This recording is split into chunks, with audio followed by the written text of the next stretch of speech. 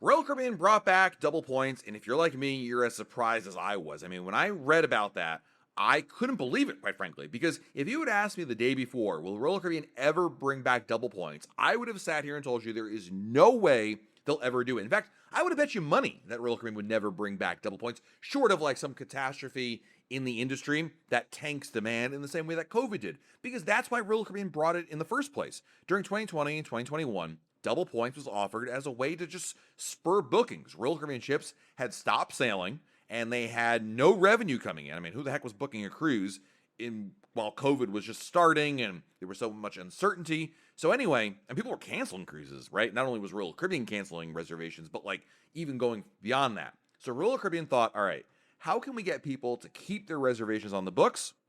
Double points. And so they offer this opportunity to book a cruise and earn double the Crown and Anchor points, and it was wildly successful. But as soon as like cruising came back and they saw demand and all this other stuff, they killed the program. I mean, they said we're not offering it anymore. It was really only through about, I believe, 2022 you could have qualified for a sailing that had double points. Anyway, it had its time. It was for a specific period, made sense. Fast forward 4 years later, more or less, right? We're here in 2026, and now we have double points back. I was blown away by it, but it is marketing genius. Now, it's not quite the same thing. Number one, it only goes for a certain amount of time. You have to book it for cruises between this fall, September, and into, I believe, April of next year. Also, you can only book it for 2 sailings. During COVID, you could book as many as you wanted. It applied to every single sailing that was available out there. There were no limits on this one. In this case, there are limits. And also, you cannot use it for casino bookings. That's something that I didn't mention in our news video I talked about, but that's also important. It's only for cruises in which you pay for it. Anyway, the point is I was very surprised by it, and a lot of people wanted to know why. Why is Royal Caribbean doing it? Especially considering, by all accounts, the loyalty lounges are super full, overcrowded. Sometimes people get emails, you can't get into the lounge, etc., etc., etc. All right, there's a couple things, and there's 2 things that really stand out. Number one, I think they're doing it for one reason and one reason only: to make the monies. I think they're looking at it purely as revenue. I mean, I could really see the meeting room right now, a bunch of executives sitting around and, saying, all right, we're doing well, but we need to do better. How can we make more money? How can we spur more bookings? And, people just throw out all these ideas, and this one guy in the corner is like, well, there's one idea, but it'll never work. And then, of course, somebody's like, well, tell me that idea, Johnson. And of course, he says, well, we did this double points thing a couple of years ago and it was really popular, but that was because of COVID. We'll never do that again, right? And then someone was like, why not? And that's, I think, honestly, why they did it, for money. Because and based on anecdotally where bookings have been, and I've talked to a couple different travel agents about this and where they've seen it. I mean, they've been slammed ever since it first came out, and we're now about a week into it, and it's only available for a couple more days, by the way. Anyway, I digress. The point is that it's a limited time offering, but it's been wildly popular. So there's no doubt in my mind it has achieved that goal of making money. But what about the loyalty programs? What about the lounges being full and whatnot? Now, this is where I'm going to enter my own opinion, and I say this with all love and respect for Royal Caribbean. I don't think they care. I think Royal Caribbean, if you're looking at it, you're saying, well, number one, and they've demonstrated this over the years, they're not going to do anything about it. I mean, if there's a crowded lounge because on some sailings you get more loyalty members. In fact, Royal Caribbean has said, and I wish I had the quote, but I can't be bothered to pause this podcast and go find it again. But Michael Bailey basically said at one point, yes, there is an issue with overcrowding in the lounges, but it primarily happens on only a handful of sailings in which a lot of loyalty members actively book it. Like transatlantic cruises, the President's Cruise, certain inside baseball type cruises, not the 7-night cruise on Icon of the Seas, in March or something like that. If that makes sense. I think that's number one. Number two, I think they're not going to add like a second Crown Lounge. They're not going to add or expand these other spaces.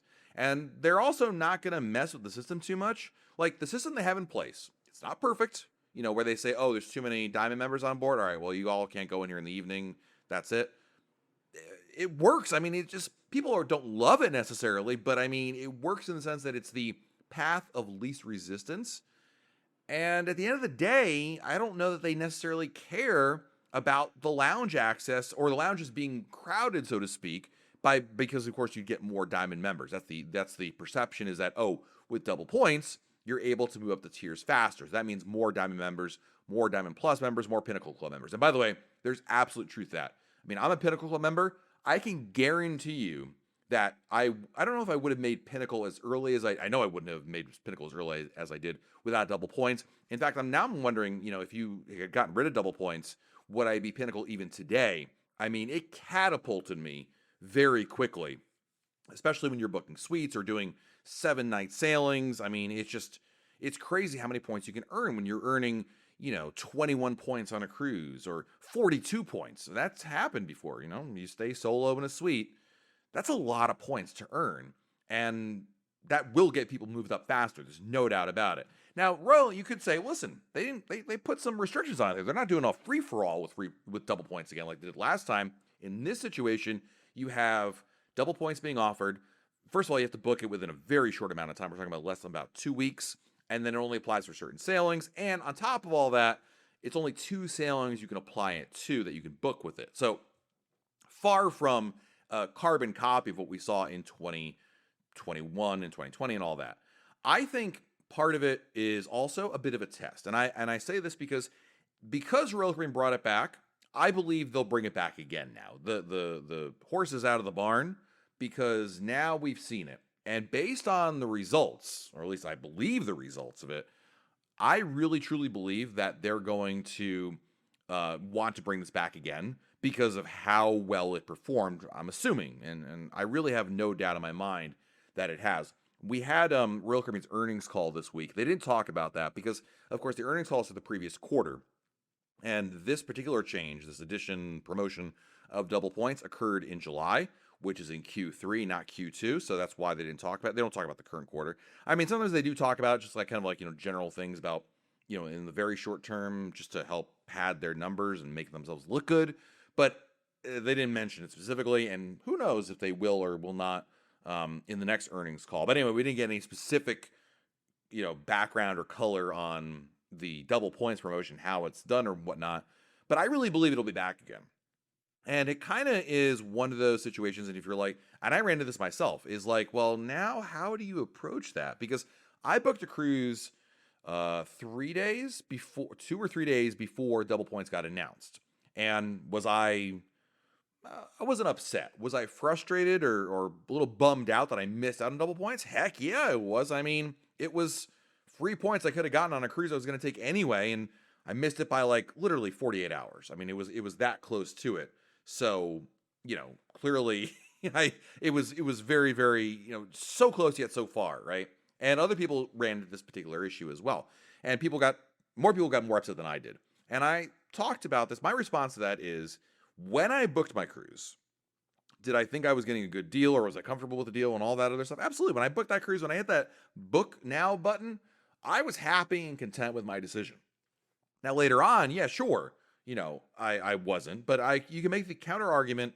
You can't play that game of, what'll happen. You can always do that with every booking. Oh, what if there's a better promotion tomorrow, next day? The biggest difference is you can't reapply. You'd have to literally cancel your booking and then rebook it under not only the new pricing, but also take the hit on the cancellation terms, because as many of you know, the non-refundable cruise fare has a cancellation fee to it. And it just didn't make any sense. Like, I love double points, but I don't want to lose like, a couple $100s in the process in order to get double points. I'm not that desperate for those points. So yeah, it stinks that I didn't get it to take advantage of it. And as it stands right now, believe it or not, I will not be booking a cruise under double points, because the window of time between now and April, I'm already booked up. Like I booked my cruises well in advance. And I still think booking well in advance is still the right strategy. It's interesting because the sailing I booked 2 days before the promotion started, the price was whatever I booked for it. And as usual, after I book a cruise, I text my friends and family like, hey, I'm going on this cruise. Would you like to join me for it? And the price, I swear to God, right after double points was announced, shot up immediately on the pricing of it. Now, that could have been from demand. I mean, Royal Caribbean uses AI algorithms, and I believe that very well could be the case. But I definitely paid a lot less than my friend who is getting double points on it. So, it's sometimes you got to pick and choose your battles, so to speak. And in this case, I would have liked to have gotten my cake and eat it too, no doubt about it. But I'm still content with what I got. Ultimately, though, I mean, I'm still very surprised that double points got released. Now the next question really is, okay, let's assume, and I believe this is gonna happen. It's gonna happen again. We're gonna see double points promotion come back. I don't know if it'll be like, it'll be like the BOGO offer, which is available every day of every year, or it'll be more like, do you remember the old Royal Caribbean WoW sales? They used to be like quarterly or annually. Like, will this be a once a year kind of thing? Will it be once every couple of years? I don't know. I mean, knowing Royal Caribbean, they'll probably roll it out as they like to go back to the well as often as they can. But we'll see. And I'm curious when they do bring it back again, will it also be another limited time offer? Will they expand it again? It's kind of interesting to think about where that goes. But I still think I'm still going to book my cruises the way I book my cruises, which is well in advance. The difference is now looking forward is it's something to have in the back of your mind, something that was never in the back of my mind when I booked any cruise over the last, 4 years.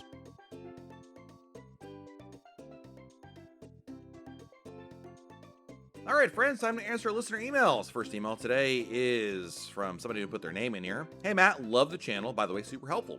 I have a question about booking from the app website recently. My wife and I booked a European cruise for October of 2027 on Legend of the Seas. Normally, we book a balcony room, but wanted for this cruise, but the initial cost was just way more than a double for an interior room. Well, I always continue to shop prices, and tonight, the app had multiple available balconies rooms, so I looked at the price and got a substantially lower cost. Only about $1,000 more than my interior room that we had booked. So my concerns are that I started a chat with the agent via the Royal Caribbean website, and her cost is almost $2,000 more than what I was getting via the app. Have you ever run into an issue like this, or maybe others have? Well, there's a couple things. Number one, and I've talked about this a lot, this is why you don't book cruises on your own. You use a travel agent. The chat feature, the app, basically what I think probably happened, I don't know what you saw. That's the biggest thing. There could have been a lot of reasons why you were seeing different prices. Were you looking at the per person cost and didn't factor in the second person? I don't know. But I'm not terribly surprised by this. I mean, I've certainly heard of situations in which you see one price here and then look at some. This is, again, the answer to your question is I don't bother with this. This is why I use a travel agent to figure this stuff out. Certainly, I do go to the Royal Caribbean website and just, look at the website and do a mock booking so I understand, hey, this cruise is available and this is about what I'll pay for it. But usually it's the opposite, where I actually think it's one price. Then I go to my travel agent and they're like, oh, actually there's a special group rate, which I didn't see, and now it's even cheaper. So usually it's the opposite, where it ends up being cheaper than I expected it to be. Not all the time, obviously. I don't want to mislead everybody. Like, if you book with a cruise travel agent, you'll get, discounted costs. But yeah. Next email is from Chris. Hi, Matt. For an international port, let's say Vancouver, does check-in start at 12 a.m. in the port which the ship is sailing? For example, if the ship is sailing from Vancouver, it'll be 12 a.m. Vancouver time, or is it something else? Asking you because I know you recently got back from Alaska and we're heading there soon. The answer is it is the time in which the port is located. So your example is correct. If the ship is sailing from Vancouver and you're on the east coast of the U.S., then check-in is at midnight Pacific, which would be 3 a.m. Eastern. If the cruise ship sails from Port Canaveral in Florida, you live on the East Coast, then it's midnight Eastern. If you're on the West Coast, it'd be 9 p.m. Pacific. So, hope that makes sense there. Next question is from Lori. Thanks for all the great information that you provide us. I have a question regarding the new cruise points choice. If I earn 2 points per night for a 7-night cruise for an inside room on Celebrity, and I submit a points transfer to Royal Caribbean account, will it transfer as 14 points or the 7 points that I would have received if I cruised Royal Caribbean? And the answer is there's actually a chart for this, Lori. Royal Caribbean, if you search for points choice, there's a conversion chart where, depending on the cabin type that you're sailing in on either Silversea or Celebrity, it then correlates to how many points per night you'll earn on Royal Caribbean. So it depends on which room category you purchased on Celebrity, and then you can see it there. So Lori, I'd recommend you check out that chart. If you just search for Royal Caribbean points choice conversion chart, I'm sure you'll find it there, and that'll explain it. Next email is from Ryan from Colorado. We just booked our first Icon class ship in 2028, going Legend of the Seas. It'll be me, my wife, and our almost 5-year-old at that point. We're stopping in Aruba and Curacao, and any excursion recommendations that are kid-friendly. I mean, can't go wrong with the beach in both places. Aruba for sure. My recommendation, Ryan, in Aruba, go to resortforday.com and then find the Ryu Palace. There are two of them. One is adults only. That's not for you, obviously. Do the family-friendly one, which I've been to many times. It's great. There's pool, there's beach, there's food. It's great for kids, especially at that age. That's number one. Curacao, Mambo Beach is a good choice. That's another beach day. There is shopping downtown, and we've done this with our kids where we go down. We literally just walk from the ship downtown, go there, do a little bit of shopping, have lunch, and then take a taxi to the beach. That you don't need to book separately. I mean, it's just a taxi cab and make it really, really simple for yourself. So there you go. We have appropriately an email here about double points, not double points promotion, just double points in general. And it's from Nicole Fink. Hey, Matt, we've taken your sage advice and booked 2 cabins for our family of 4, one for the husband and me, and one for the kids. The booking listed me and my daughter in one, and my husband and our son in the other. Once we get on board, we just put the kids in one and us in another. Because we booked 2 rooms, would we be eligible for double points? Asking because maybe we need to try and get it corrected. We're doing the same thing on Harmony next year. And the answer is no. We get this question a lot. You know, it doesn't matter how many cabins you book. It doesn't matter how many cabins you pay for. It matters how many cruises you take. And in this case, Nicole, it's based purely on the fact that you, Nicole, will be staying in one cabin. The fact that your husband booked a cabin as well, you don't get to double your points in that. It's not double income kind of situation where you double your fun, double income. Remember that commercial? Anyway.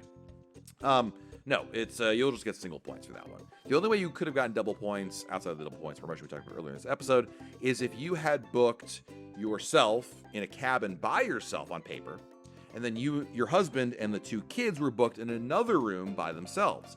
In that scenario, yes, you would get double points, and your husband would benefit from it because you both have a relationship with the Crown and Anchor Society. And so, Nicole, if you were to reach, the next level of Crown and Anchor faster, everybody benefits from it. That might be something to look forward into in the future, but yeah. Anyway, next email is from Lauren. Hi, Matt. We're new to cruising and went on an adventure this past January, and we're officially hooked. We're a family of 5, 2 adults and 3 kids, ages 10, 10, and 7, and we'll be cruising on Odyssey in February of 2027. I have heard that children under 12 can dine at specialty restaurants for $10.99 per child. I haven't been able to find this advertised on the Royal Caribbean website or even on the Royal Caribbean Facebook groups I'm part of. Do you know if it's true? And if so, how does it work when you make specialty reservations? It is true, actually. You can actually find it listed when you go to the Royal Caribbean Cruise Planner website. I don't know for the app. I'm sure it's there too. But when you go to the Royal Caribbean Cruise Planner website and you go through the process of finding a restaurant, so Chops Grill, whatever the case may be, if you scroll to the bottom, it actually lists it in the terms and conditions. Like, it lists like all the stuff you probably clearly have not looked at. I mean, I don't blame you, because it's just like, who's got time to look at that kind of stuff?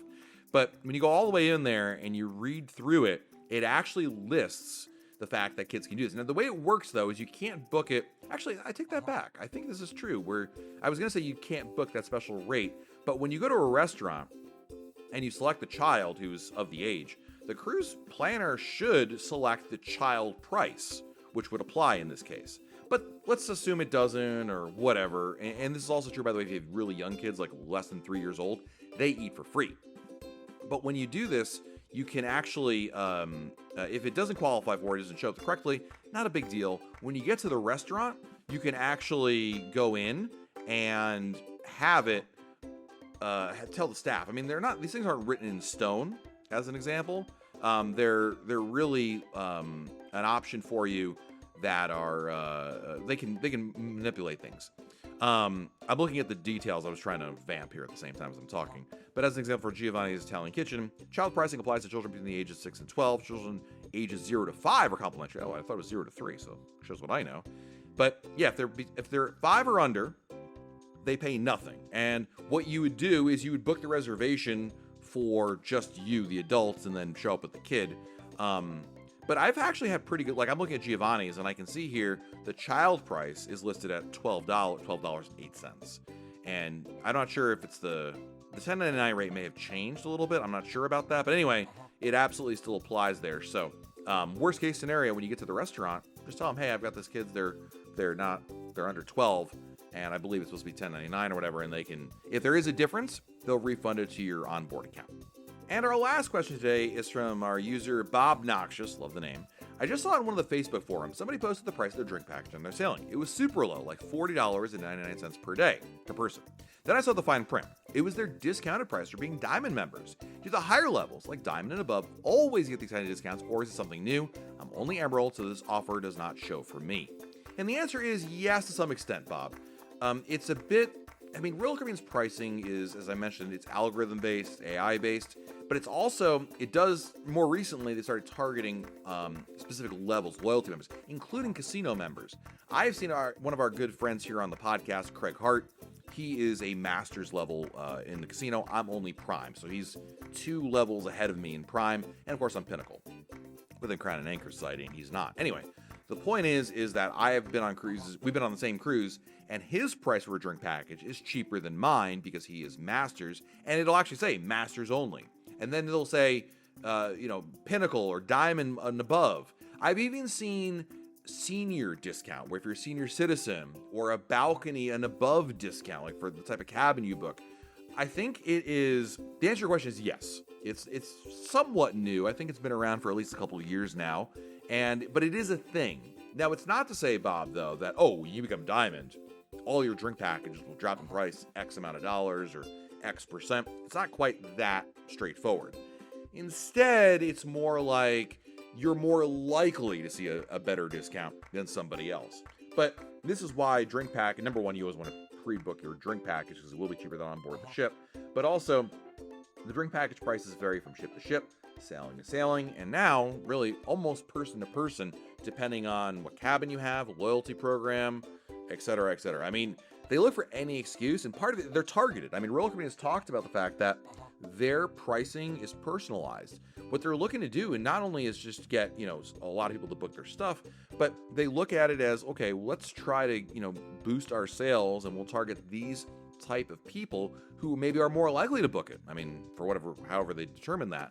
But yeah, it's kind of interesting, and I don't know if it's scary. I think it's interesting that they look at it that way, but yeah, the pricing is definitely very, very, very variable, and the most variable it's been since. In fact, sometimes, just to illustrate this one more thing, if you're looking at the Cruise Planner website, little tip, if you there's a way to, if you open the Cruise Planner up in incognito mode, and you basically copy the URL of the Cruise Planner and open in incognito mode, you might see sometimes different pricing from when you're logged in, because again, you have more loyalty than an anonymous person does, which would represent somebody who's brand new to cruising. It's kind of weird how that all works, but very interesting as well. And at the end of the day, they're rewarding loyalty to some extent by giving you a better price on it. But yeah, it's definitely not new. It's probably been around for at least a couple of years. I remember seeing a senior citizen discount once, and I wrote an article about it. I thought that was kind of weird, but yeah, they've gotten more aggressive about the pricing on that. All right, thank you to Bob for the email. Thank you to everybody for checking out this episode of the Royal Caribbean Blog Podcast. You can always email me your questions, Matt, M-A-T-T, at RoyalCaribbeanBlog.com, Matt at RoyalCaribbeanBlog.com. Until next time, I'm Matt, and we'll talk again real soon.